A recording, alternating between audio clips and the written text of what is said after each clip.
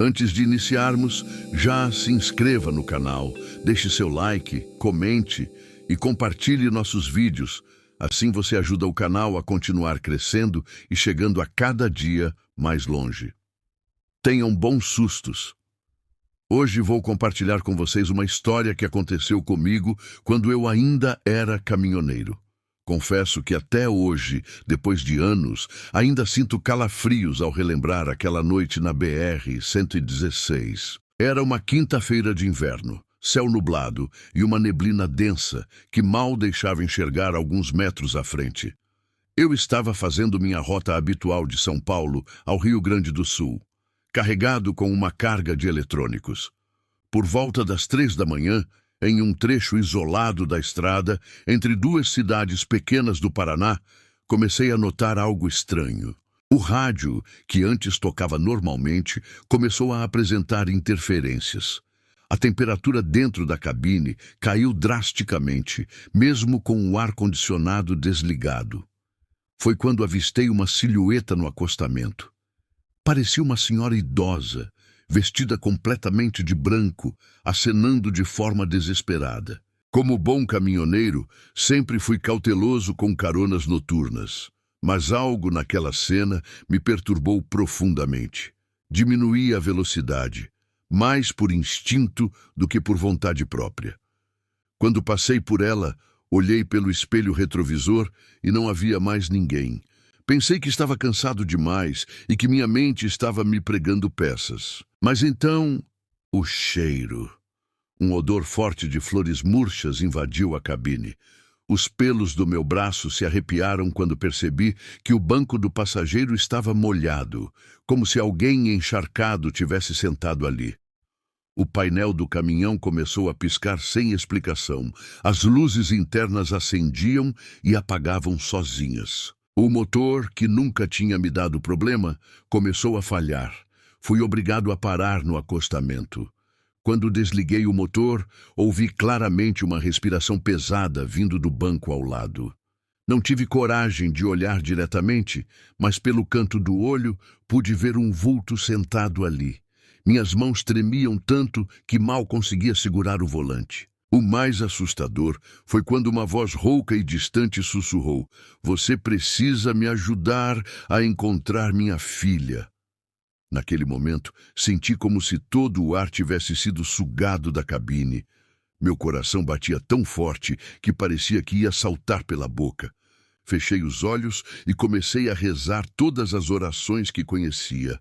Quando finalmente criei coragem para olhar para o lado, não havia nada ali. Apenas o banco molhado e aquele cheiro persistente de flores mortas. Liguei o caminhão e dirigi sem parar até o próximo posto de gasolina, onde encontrei outros caminhoneiros. Para minha surpresa, não fui o primeiro a ter essa experiência naquele trecho. Outros colegas relataram encontros similares com a mesma senhora. Depois daquela noite, nunca mais fiz aquele trajeto sozinho durante a madrugada. Alguns dizem que era a alma de uma mãe que perdeu a filha em um acidente naquela estrada. Outros falam que é apenas uma lenda urbana para assustar motoristas noturnos. Mas eu sei o que vi e senti naquela noite. Até hoje, quando passo por aquele trecho, mesmo durante o dia, sinto aquele mesmo arrepio na espinha e aquele cheiro característico de flores murchas. Pessoal, essa história é real e aconteceu comigo. As estradas guardam muitos mistérios que a gente não consegue explicar. Se você gostou desse relato, não esquece de deixar seu like, se inscrever no canal e ativar o sininho para não perder nossas próximas histórias. Nos comentários, conta para mim se você já viveu alguma experiência sobrenatural nas estradas. Até o próximo vídeo.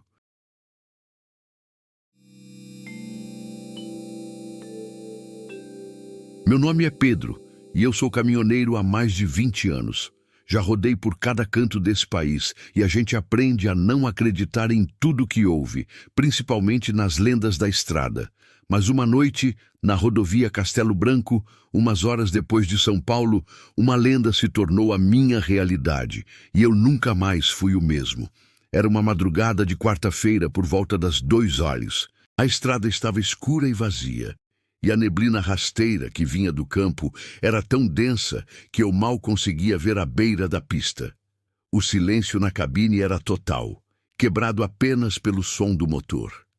De repente, a cerca de uns 50 metros à frente, vi uma figura na beira da estrada. Uma mulher de branco, com um vestido longo e cabelos escuros cobrindo o rosto. Ela não pedia carona, apenas estava lá, parada, de costas para mim, olhando para a escuridão. Meu coração disparou. Eu tinha certeza de que não havia ninguém ali. Parei o caminhão a alguns metros da figura, com as mãos tremendo. O frio era intenso e o cheiro de diesel se misturou a um aroma estranho, quase adocicado e fúnebre, como flores murchas e terra molhada. A mulher, sem se virar, estendeu a mão lentamente em minha direção. Eu juro que ouvi um sussurro baixo e suave que parecia vir de dentro da minha cabeça dizendo: "Me leve para a próxima cidade." O pânico me dominou. Aquilo não era uma pessoa viva. Acelerei, tentando me distanciar daquela figura.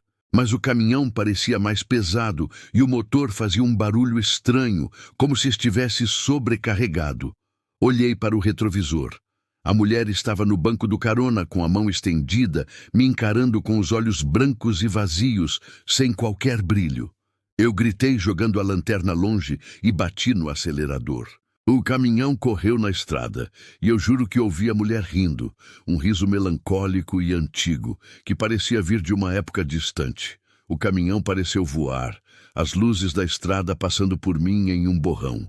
Cheguei a um posto de gasolina, exausto, com as mãos tremendo. Desci do caminhão e olhei para o banco do carona. Não havia nada. Mas o cheiro de flores murchas e terra molhada era tão forte que eu jurei que o cheiro estava vindo de dentro do meu corpo. No dia seguinte, contei o ocorrido para o dono do posto. Ele me ouviu com um olhar grave. Ele me contou que, muitos anos antes, naquele mesmo trecho da rodovia Castelo Branco, uma noiva que havia sido abandonada no altar se matou. O corpo dela nunca foi encontrado. Dizem que, às vezes, o espírito dela ainda aparece, tentando pegar uma carona para a próxima cidade. Eu pedi demissão na mesma semana. Nunca mais trabalhei em turnos da noite. E sempre que o frio me atinge e o caminhão parece mais pesado, um calafrio me percorre. Porque eu sei que a última carona para o nada ainda está lá, esperando por uma salvação que nunca chegará. E que algumas almas, mesmo na morte, continuam presas à jornada.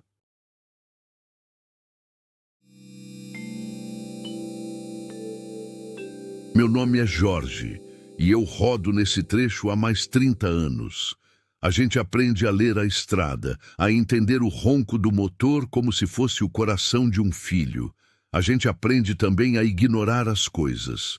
Um vulto no canto do olho, um sussurro no chiado do rádio, a sensação de ser observado quando se está a quilômetros do posto mais próximo. Na maioria das vezes, é só a cabeça cansada pregando peças. Mas o que eu vi na semana passada, naquela reta sem fim da BR-116, que o pessoal chama de Rodovia da Morte, não foi peça da minha cabeça. Aquilo foi real. Eu estava levando uma carga de eletrônicos de São Paulo para o sul, uma viagem que já fiz centenas de vezes. Saí atrasado, o trânsito na marginal me segurou e eu estava forçando um pouco a marcha para compensar. A noite já tinha caído densa e sem estrelas. Era só eu, os feixes do farol rasgando a escuridão e a melodia constante do meu Scania. A neblina começou a descer por volta da meia-noite. E não era uma neblina comum. Era um paredão branco, leitoso, que engolia o asfalto e o som. Minha visibilidade caiu para quase nada. Reduzi a velocidade, sentindo os nós dos dedos brancos no volante. O mundo do lado de fora da cabine deixou de existir. Foi quando eu a vi pela primeira vez. Um vulto parado no acostamento, bem no limite do alcance dos meus faróis. Pisquei, esfregando os olhos cansados. Quem estaria ali, no meio do nada, numa neblina daquelas? Diminuí ainda mais, forçando a vista. Conforme me aproximei, o vulto tomou a forma de uma mulher. Usava um vestido branco, simples, estranhamente limpo para a beira de estrada. Os cabelos eram longos e escuros, grudados no rosto pela umidade. Mas foi o rosto dela que fez meu sangue gelar. Ou melhor, a falta dele. Daquela distância, era apenas um borrão pálido, sem traços. Meu primeiro instinto foi de que ela precisava de ajuda. Um acidente, talvez. Parei o caminhão uns metros à frente, o freio a ar sibilando no silêncio mortal. Peguei minha lanterna mais forte e, quando estava prestes a descer, uma sensação horrível me paralisou. Um frio que não vinha da noite. Algo estava muito errado. Olhei pelo retrovisor. Ela estava andando em direção ao caminhão, mas o jeito que ela andava não era humano. Era duro, com solavancos, como uma marionete com os fios emaranhados. E ela não vinha pelo acostamento. Vinha pelo meio da pista, direto para a traseira da minha carreta. O medo me atingiu como um soco no estômago. Isso não era um pedido de socorro. Minha mão voou para o câmbio, pronto para engatar a primeira e sumir dali. Mas meus olhos estavam presos no espelho. Ela alcançou a traseira do baú e parou. Apenas ficou ali, a cabeça inclinada num ângulo esquisito. A neblina girava ao redor dela, distorcendo sua imagem. Eu não via seu rosto, mas sentia seu olhar me perfurando através do aço e do vidro. Era um olhar de predador. Então ela fez algo que transformou meu medo em pânico puro. Ela levantou uma mão e tocou a porta do baú. Seus dedos eram compridos e finos demais, como patas de aranha. E ela começou a subir. Não pensei duas vezes. Engatei a marcha e pisei fundo no acelerador com toda a força que eu tinha. O motor urrou, os pneus cantaram no asfalto molhado e o caminhão deu um solavanco para frente. Eu não me importava mais com a neblina, com a estrada, com nada. Eu só precisava fugir. No retrovisor, o horror continuava. Ela estava agarrada na traseira, o vestido branco esvoaçando como uma bandeira fantasma. O caminhão ganhava velocidade, balançando na pista, mas ela não soltava. E então ela começou a rastejar para cima, com uma agilidade medonha de inseto. Ela subiu pela traseira e passou para o teto do baú. Eu jogava a direção de um lado para o outro, tentando derrubá-la. A carga lá atrás protestava, mas ela continuava vindo. Eu podia ouvi-la agora, um arrastar metálico, fraco a princípio, mas ficando cada vez mais alto. Ela estava no teto do baú, vindo em direção à minha cabine. Eu comecei a chorar, um choro baixo, de puro pavor. Tentei pegar o rádio, mas meus dedos tremiam demais. Socorro! Alguém na escuta! BR-116, tem alguma coisa no meu caminhão! A resposta foi o silêncio e o chiado. O som de arrastar estava bem em cima da minha cabeça agora. Rasga, puxa, rasga. Olhei para cima, para a pequena janela do beliche, e eu vi um rosto colado no vidro, olhando para dentro. Não era mais um borrão. Eram 2 buracos negros no lugar dos olhos e uma boca escancarada, num grito silencioso e eterno. Um rosto que era a própria imagem do desespero. Eu gritei. Fechei os olhos e afundei o pé no acelerador, levando o motor ao seu limite. Dirigi cego, um louco varrido na madrugada, por não sei quanto tempo. Minutos, talvez horas. A próxima coisa que lembro é a visão abençoada das luzes de um posto de gasolina. Um oásis de luz na escuridão. Joguei o caminhão para dentro do pátio de qualquer jeito, parando com um solavanco perto das bombas de diesel. Não desliguei o motor. Fiquei ali, tremendo dos pés à cabeça, com medo de me mexer, com medo de olhar para fora. Só quando os primeiros raios de sol começaram a dissipar a neblina amaldiçoada foi que eu criei coragem para descer. Minhas pernas pareciam feitas de gelatina. Dei a volta no caminhão, o coração na boca, esperando encontrar o pior. Não havia nada, nenhum vestígio dela. Mas quando olhei para o teto da minha cabine, o ar me faltou. Cravado no metal, bem acima do meu assento, havia 10 sulcos longos e profundos. Marcas de unhas, como se algo ou alguém tivesse tentado desesperadamente arrancar o teto para entrar.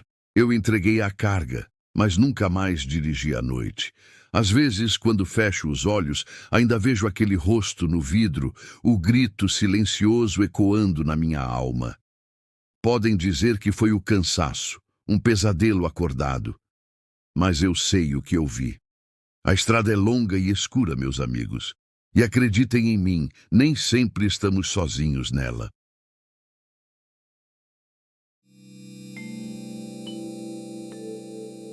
Meu nome é Clodoaldo, mas na estrada todo mundo me conhece como Fumaça.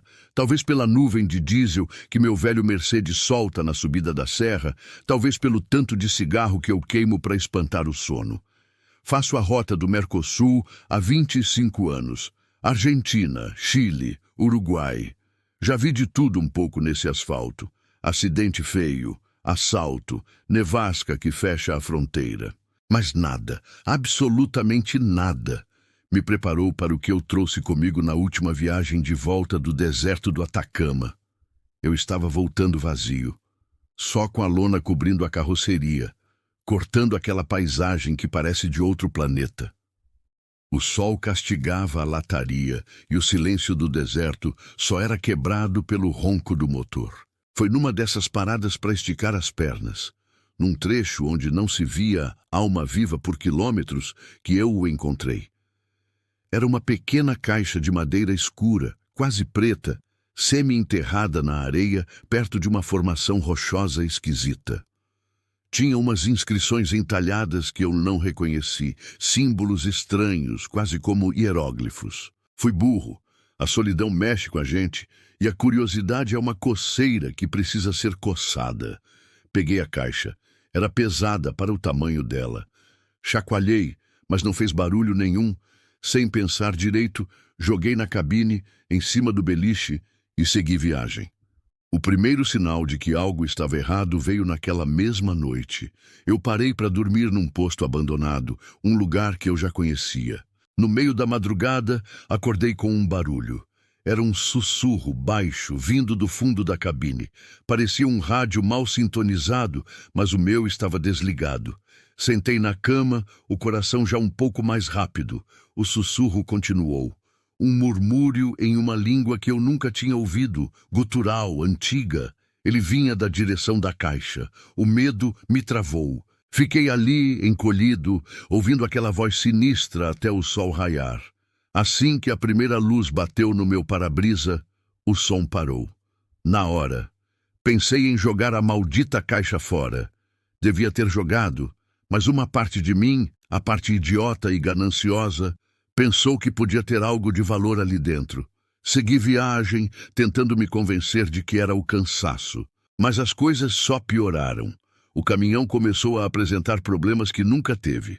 Pane elétrica no meio do nada, os faróis piscando sozinhos, o rádio ligando e desligando no volume máximo, tocando só estática, e os sussurros voltaram, mais fortes. Agora eu os ouvia até mesmo com o caminhão em movimento, uma voz fantasma competindo com o barulho do motor. A pior parte, no entanto, eram as sombras.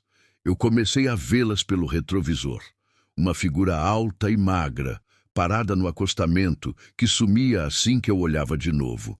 Mãos esqueléticas que pareciam tocar a lona da carroceria quando eu passava por um trecho mais escuro. Eu estava ficando louco, abastecido por café e pavor. O clímax aconteceu na travessia da Cordilheira dos Andes, na descida dos Caracoles. A estrada ali é um teste para os nervos de qualquer um. Curvas fechadas penduradas no abismo. A noite estava gelada e sem lua, e a voz na cabine não era mais um sussurro. Era um canto fúnebre que parecia vir de todos os lugares ao mesmo tempo, que vibrava no metal do caminhão e nos ossos do meu corpo. De repente, o painel inteiro se apagou. O motor morreu. Perdi os freios. O caminhão, pesado como era, virou um projétil desgovernado na escuridão. Eu bombeava o pedal do freio. Inútil. Puxava o freio de mão com toda a minha força e nada. O Mercedes ganhava velocidade na descida e a próxima curva era um cotovelo fechado sobre um precipício de centenas de metros. Era o meu fim. Em desespero, eu gritei, xinguei, rezei, e no meio do meu pânico, olhei para o banco do carona. Sentado ali, estava uma figura feita de escuridão pura, mais escura que a própria noite. Não tinha rosto, mas eu sabia que estava olhando para mim. E no colo dela, a caixa de madeira. A coisa levantou um braço, um graveto de sombras, e apontou para a frente. Fora do para-brisa, na escuridão total onde deveria haver apenas montanha e abismo, uma luz fraca começou a brilhar. Uma luz pálida, doentia. Ela tomou a forma de uma estrada fantasma, um atalho que saía da curva da morte e seguia reto, mergulhando no coração da montanha. Eu não tive escolha. Era virar o volante e rezar ou despencar para a morte certa. Girei a direção e o caminhão saiu do asfalto, entrando no caminho de luz. Não houve impacto. O caminhão simplesmente atravessou a rocha sólida como se fosse fumaça. Por um instante, eu estava no escuro absoluto, um silêncio que doía nos ouvidos e um frio que congelava a alma. Eu senti a presença de outras coisas ali naquele breu, coisas que se contorciam e gritavam sem som. Então, tão rápido quanto entrei, eu saí. O caminhão foi cuspido para fora do outro lado da montanha, de volta na estrada, quilômetros abaixo da curva onde eu deveria ter morrido. O motor voltou a funcionar com um solavanco. As luzes do painel piscaram e se acenderam. O freio voltou a responder. Parei o caminhão no primeiro lugar seguro que encontrei, tremendo tanto que mal conseguia respirar. A figura no banco do carona tinha sumido, mas a caixa de madeira continuava lá, em cima do beliche. Não esperei o dia clarear. Peguei a caixa com um pano, como se queimasse, e a joguei no fundo do penhasco mais próximo que encontrei. Ouvi o som dela batendo nas pedras até desaparecer. Eu terminei a viagem e entreguei o caminhão na empresa. Pedi demissão. Vendi minhas coisas e me mudei para o interior, para o mais longe do asfalto que eu consegui. Não quero nunca mais sentar atrás de um volante. Até hoje, quando a noite cai, eu fecho todas as janelas e acendo todas as luzes. Porque às vezes, no silêncio, eu ainda consigo ouvir. Um sussurro fraco, distante, uma voz gutural, antiga, me chamando de algum lugar frio e escuro no coração da montanha. E eu sei, com um pavor que gela minha espinha, que o que quer que estivesse naquela caixa agora sabe exatamente onde me encontrar.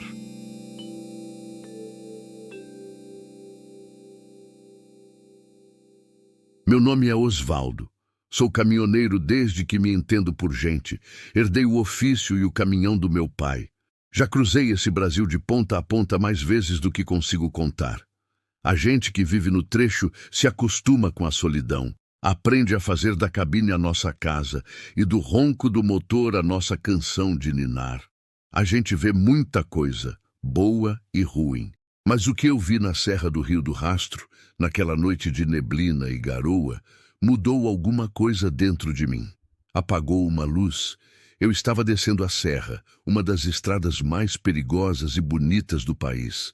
Era tarde, quase madrugada, e o tempo tinha virado de uma hora para outra. Uma serração baixa e úmida colou no asfalto, transformando aquelas curvas fechadas, penduradas no precipício, num pesadelo. Eu ia devagar. Freio o motor no limite, meus olhos ardendo de tanto forçar a vista para não beijar a mureta, ou pior, voar para o abismo.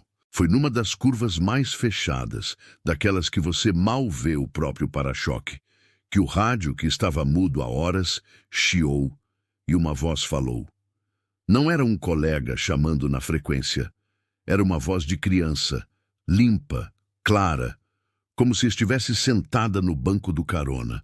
Ela disse uma única coisa: "Pai, tá com frio?" O arrepio que me subiu a espinha foi tão forte que fez meu cabelo da nuca levantar. Eu não tenho filhos. Olhei para o lado, para o breu da cabine. Não tinha ninguém ali. O rádio ficou mudo de novo. Pensei que era o sono, uma alucinação. Continuei descendo. o coração martelando no peito, as mãos suando no volante. Alguns quilômetros adiante, o rádio chiou de novo. A mesma voz infantil, doce e terrivelmente próxima. Não corre, pai! O moço do outro caminhão correu. Meu sangue gelou. Que outro caminhão? Eu não tinha cruzado com ninguém há mais de 1 hora. Forcei a vista para enxergar através da neblina à minha frente. Nada, só a estrada sinuosa sumindo no branco. O medo começou a virar pânico. Aquilo não era normal. Comecei a rezar, a pedir a Deus para me tirar daquela serra. E então eu vi, bem no meio da próxima curva, parado, estava um caminhão. Um modelo antigo, um Fenemê dos anos 70, todo enferrujado e carcomido pelo tempo. Estava com os faróis apagados, uma carcaça fantasma no meio da pista. Pisei no freio com toda a força. Meu caminhão derrapou no asfalto molhado, a traseira da carreta dançando perigosamente perto do precipício. Consegui parar a poucos metros daquele trambolho. O silêncio era total. Nenhuma luz, nenhum sinal de vida. A porta do motorista estava entreaberta, balançando lentamente com o vento da serra. O instinto manda a gente descer, ver se alguém precisa de ajuda. Mas todo o meu corpo gritava para eu não fazer aquilo. O terror era uma coisa física, uma pressão no meu peito. A voz no rádio veio pela terceira e última vez, agora soando como um choro baixo de cortar a alma. Ele não quis esperar. Agora ele espera para sempre.